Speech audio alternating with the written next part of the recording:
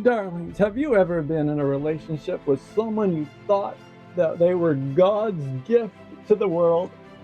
They never admitted when they were wrong. They blamed you for everything.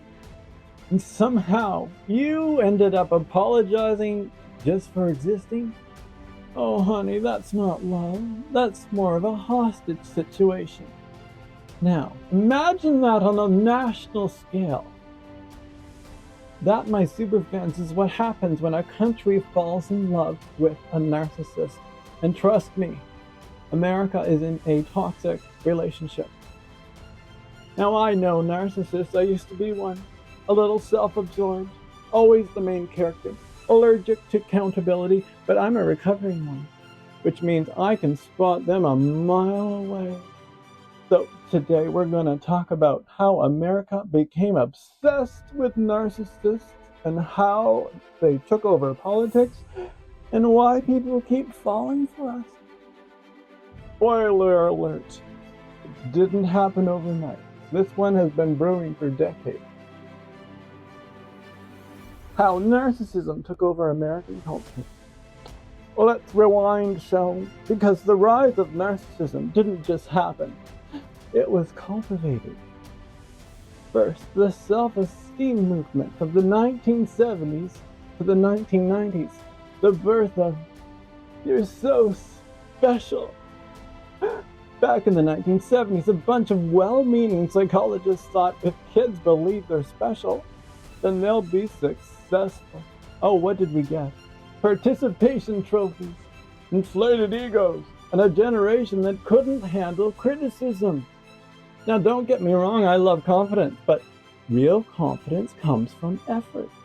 Not just being told, "You're amazing, sweetie," 50 times a day. Although they also need to hear they're great. They need a balanced amount of validation. But instead of resilience, we raised fragile egos that can't admit fault.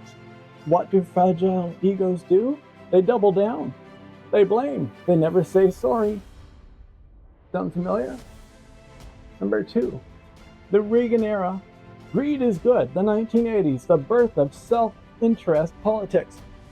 Then came the 1980s, when America decided that money, status, and power were the ultimate goals. Ronald Reagan made big business and dysregulation sexy, and Wall Street turned into a playground for the rich. Self-interest? Rewarded. Exploitation? Encouraged. Compassion? I'm sorry, we don't do that right here. And suddenly, narcissistic traits weren't just tolerated, they were celebrated. And then 3, reality TV and the cult of celebrity, the 1990s to the 2000s. The birth of the "look at me" culture. In the 1990s and the early 2000s gave us a little something called reality TV. Being the loudest, the most shameless person in the room got you fame and fortune. Shows like The Apprentice, Survivor, Keeping Up with the Kardashians turned manipulation into entertainment. Suddenly, the worst people on TV became role models. And guess who became a reality TV star in the middle of all this? Donald J. Trump. Oh yes, America had been primed to love narcissists, and in 2016, they put one in the White House. But before we get there, let's talk about how social media poured the gasoline on the fire. The social media narcissism boom.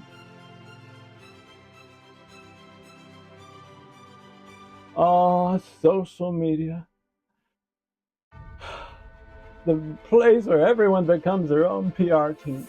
Instagram, Twitter, TikTok, Facebook, they all reward attention-seeking behavior. More likes, more validation, more outrage, more engagement, more extreme, more viral. And narcissists, oh honey, we thrive in this world. Oh yes. Now mix that with the 24/7 news cycle that we have now. And suddenly we're obsessed with the most dramatic, action-hungry, attention-hungry personalities. Who does that remind you of? Fake news! Witch hunt! They're coming for you, but only I can save you. Oh yes, Trump was made for this era, and so were his followers. How trauma made America vulnerable to a narcissistic leader. Now let's get real. Narcissists don't just take power, they exploit fear. In America, she has been through trauma. The Great Recession in 2008, the economic collapse that shattered trust. Millions lost jobs, homes, savings. People were scared, angry. And what happens when people feel powerless? Well, they look for a strong man, someone who promises, I alone can fix it. And two, white grievance and the fear of change. 2010 to present. When Obama was elected, it was a historic moment of progress. But for a whole lot of white conservatives, it felt like losing power. Enter Trump, who played right into that fear. He told people they were victims. He gave them an enemy to blame. Immigrants, liberals, the media. And he promised to bring back the good old days, which never actually existed. How do we break this cycle? So my loves, we know how narcissism took over America. Now the real question is, how do we stop it? 1. Recognize the manipulation. If someone is always the victim and never takes responsibility, that's not leadership. That's a red flag. I didn't do it. No, he didn't. I don't remember. Really? It was yesterday. 2. Stop giving narcissists attention. They don't care if you love them or hate them sometimes. They just need you to be talking about them, looking at you. Oh, 24 hours news channels, they love that. 3. We need to heal from the chaos.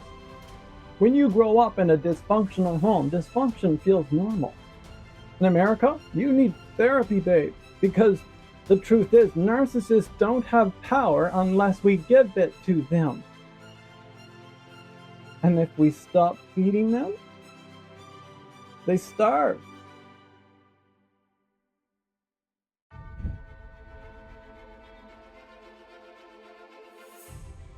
So the next time you see a political leader who seems too good to be true, ask yourself, are they leading with empathy? Or are they manipulating with fear? And if you find yourself caught in the cycle of narcissistic abuse, whether in your personal life or in your politics, remember this. You don't owe anyone your loyalty at the expense of your own reality. You don't have to play their game. Because the moment we all stop playing, they lose. Thank you, my darling. And remember, vote. Vote wisely. Stay fabulous and never miss a Friends of Doreen show.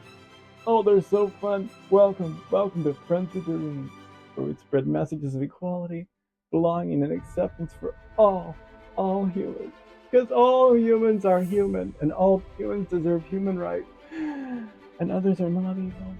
They're not, honey. That was fear-mongering. That was always fear-mongering. I'm not evil. I'm not. And my sisters, my brothers, and our non-binary friends and folks are not evil either. Honestly, we're just all part of diversity. It's okay. It's okay.